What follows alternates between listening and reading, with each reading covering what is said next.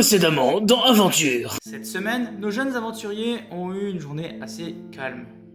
Pour une fois, maintenant que nos aventuriers ont monté un feu de camp, ils prennent soin de Linus et commencent à dégeler son frère Lloyd grâce à la fiole de sang de dragon. Heureusement pour eux, leur solution fonctionne et au bout de quelques minutes, Lloyd est libéré de la glace. Pendant que Linus se repose, nos aventuriers s'intéressent plutôt à sa hache, qui a l'air presque vivante. Une énergie noire se dégage de cette arme. Nos aventuriers ne prennent pas de risques et emballent l'arme dans un linge sans la toucher. Quelque temps plus tard, Linus et Lloyd sont enfin réunis.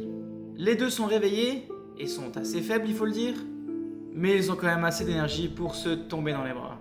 Linus pleure de joie et Lloyd est enfin content de revoir son frère. Pour remercier nos aventuriers, Linus dit tout ce qu'il sait à propos du second et des commandants. Il n'en connaît pas beaucoup d'autres, il ne se voit que très rarement, et l'emplacement du second reste toujours un mystère.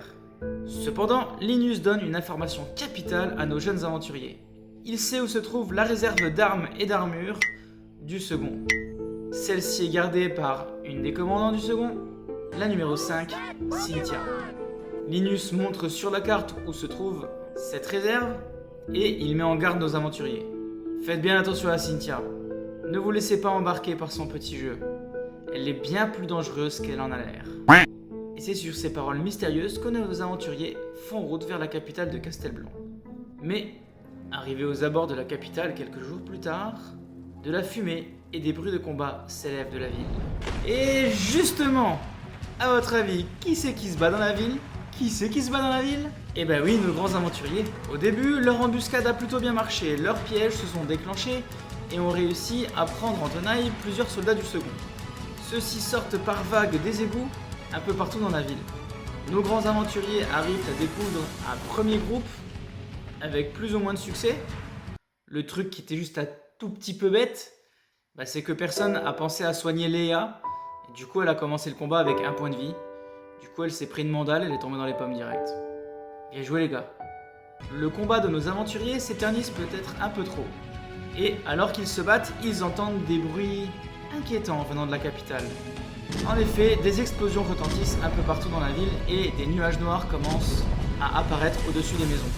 Ça faisait pas partie du plan de l'embuscade, hein ? Après avoir défait leur premier groupe d'ennemis, nos aventuriers se dirigent vers l'endroit où on a entendu les bruits d'explosion. Et arrivés sur place, la ville est en feu. De nombreux civils sont touchés, il va falloir les sauver très rapidement. Sophia va vouloir s'élancer pour sauver un pauvre bougre des flammes. Et son action héroïque se transforme vite en action catastrophique puisqu'elle trébuche et tombe dans les flammes. Puis il faut sauver le gars et Sophia.